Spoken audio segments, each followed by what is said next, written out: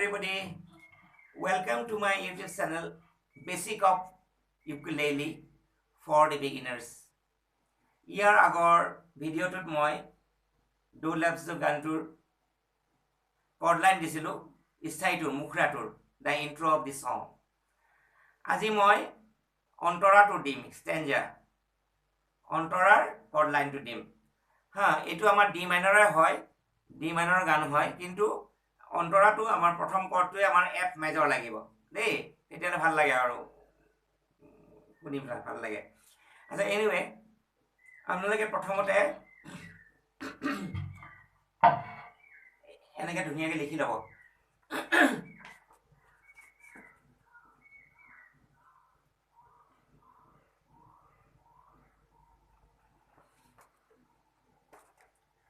আৰু এই কৰ্ডলাইনটোত লগা আটাইবোৰ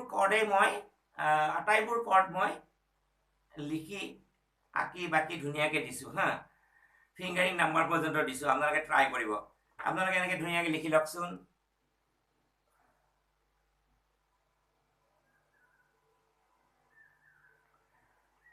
ওকে এই তলৰ কেইটা দেখা পাইছে নাইবা আচ্ছা এনিৱে এতিয়া ইয়াত লিখা আছে কি chordline অন্তৰা do lafzon এই গানটোৰ scale D minor rhythm 4/4 beat 4/4 beat হোৱাৰ লগে লগে আমাৰ টাইমিং কিমান হ'ব 1 2 3 4 এনেকৈ দা দা দি ৰা ৰা মানে আৰু এই 4/4 beat rhythmটো হ'লে 4/4 beat 4/4 beat 4/4 beatটো আমাৰ ইণ্ডিয়াৰ কাহাবাতাল হয় 4/4 beat মানে আমাৰ কাউন্টিং কিমান হ'ব 1 2 3 4 4 কাউন্টস আমাৰ ইণ্ডিয়াত কয় 4 মাত্ৰা দেই এতিয়া প্ৰথম লাইনটো চাব ইয়াতে বাৰবিলাক মই ইয়াৰ আগৰ ভিডিঅ'টোত ভালকৈ বুজাই দিছোঁ সেইটো চাই ল'ব এই বাৰবিলাক আছে যে তাত 4 কাউণ্টকে আছে ন এটা বাৰত 1 2 3 4 1 2 3 4 1 2 3 4 when the one count will come then we have to change our bar from this to that okay আমি শিফট কৰিব লাগিব তেতিয়া এতিয়া ইয়াৰ এটা ডাঙৰ কথা আছে কি মেইন টাইমিংটো কেনেকুৱা গানটোৰ 1 2 3 4 এনেকৈ যাব ন কিন্তু আমাৰ কৰ্ডলাইনৰ হেৰিবোৰ 4 কাউণ্টে যাব কিন্তু ডাবল স্পীডত যাব লাগিব এটা ডাবল স্পীড আমি কেনেকৈ কৰিম কওকচোন এনেকৈ একদম ভেৰি চিম্পল চাওক 1 এইটো main time 1 2 3 4 1 and 2 and 1 and 2 and এয়া হৈ গ'ল ডাবল স্পীড বুজি পালে 1 2 3 4 1 2 3 4 1 2 3 4 so আমি বাৰটো এনেকৈ দিলোঁ দি পেলাই ক'ম ready 1 2 3 go 1 and 2 and 1 and 2 and 1 and 2 and 1 2 3 4 1 2 3 4 এনেকৈ গৈ থাকোঁতে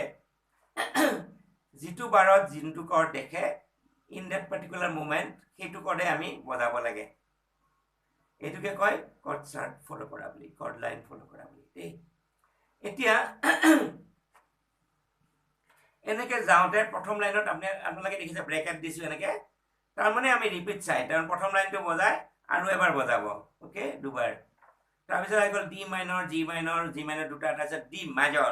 অলপ সময়ৰ কাৰণে D major আহি গ'ল যদিও D minorৰ গান D major অলপ সময়ৰ কাৰণে আহি যায় সুৰৰ সাপেক্ষে অ'কে আচ্ছা এতিয়া গ'ল এইবাৰ মই এই কৰ্ডকেইটা মই এবাৰ দেখুৱাই দিছোঁ ভেৰি চিম্পল হয় এইটো F major এইটো ফাৰ্ষ্ট ফিংগাৰ এইটো F major এইটো A minor এইটো C major তাৰপিছত লাগে আমাৰ D minor এইটো D minor এইটো D minor তাৰপিছত লাগে G minor এইটো G minor তাৰপিছত লাগে D major এই তিনটা আঙুলি এনেকৈ লৈ পেলাই ইয়াতে সেকেন্ড ফ্ৰেটত দি দিলোঁ আপোনালোকে এনেকৈ ট্ৰাই কৰিব প্ৰথমতে আপোনালোকে কৰ্ড চাৰ্টটো কেনেকৈ ফ'ল' কৰিব জানেনে এনেকৈ একদম চিম্পলকৈ কৰিব এনেকৈ 1 2 3 4 1 2 3 4 আপোনালোকে এনেকৈও দিব পাৰে বা এনেকৈ বুঢ়া এনেকৈও দিব পাৰে বহুত এনেকৈও দিব পাৰে এনেকৈ মই কিন্তু এনেকৈ দিওঁ চিম্পল মোৰটো এনেকৈ দিওঁ ৰেডি 1 2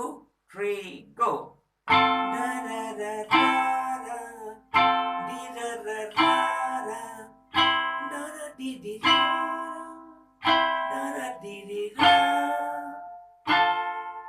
এয়া এবাৰ বজালো নহয় আৰু এবাৰ বজাব লাগিব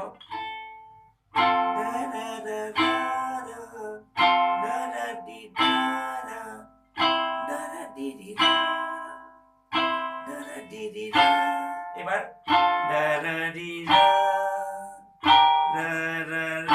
এইটো ডি মেজৰ অলপ কাৰণে এনেকৈ এনেকৈ আপোনালোকে ট্ৰাই কৰিব আৰু আপোনালোকে এনেকুৱা এটা কৰিব 1 and 2 and 3 and 4 and 1 এই ৰিদমটো পলকা বুলি কয় POLKA পলকা ৱেষ্টাৰ্ণ ৰিদম হয় পুৰা পলকা আচ্ছা এইটো কেনেকৈ হয় এই 1 টো আপোনালোকে 1 and 2 and 3 and 4 and 1ত এনেকৈ দিব লাহেকৈ 1 এনত জোৰ দিব হয় এনেকৈ বেক মাৰিব এনেকৈ আপ ষ্ট্ৰোক দিব নাইবা 1 and 2 and মই ডাউন দিছোঁ বেকো দিব পাৰে 1 and 2 and এইটো আপ দিছোঁ এতিয়া মই এনেকৈ বজাম হা এবাৰ এইটো এফ ধৰিছোঁ এফ মেজৰ ৰেডি 1 2 3 go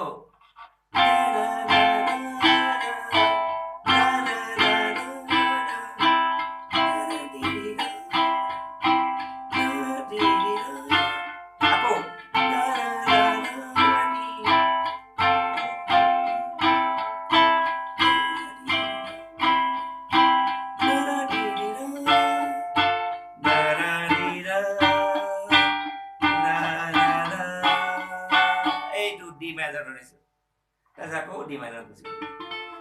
তাৰপিছত এনেকৈ যাওঁতে এটা মই এছ দি পেলাই ক্ৰছ দিছোঁ এইটো ক্ৰছ বুলি কয় তাৰমানে ইয়াৰ পিছত আমি সেই ষ্টাইলটোত যাব লাগিব আপোনালোকে আৰু এটা ৰিদম কৰিব পাৰে এনেকৈ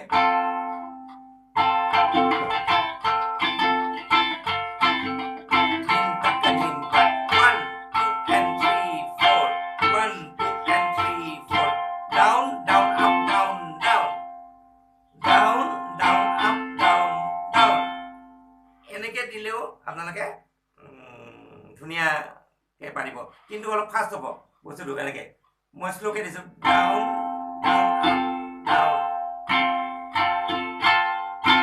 down down up down down এইটো আমি ফাষ্ট বজাব লাগিব এনেকৈ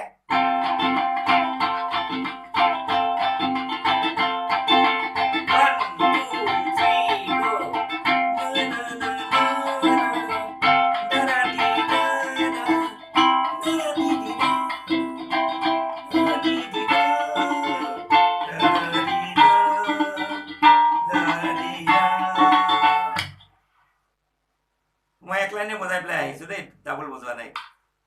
এনেকৈ আপোনালোকে ট্ৰাই কৰিব ধুনীয়াকৈ পৰা হৈ যাব চিম্পুলকৈ মই কৈ আছোঁ মোৰ ভিডিঅ'বিলাক ভাল লাগিলে আপোনালোকে ছাবস্ক্ৰাইব কৰিব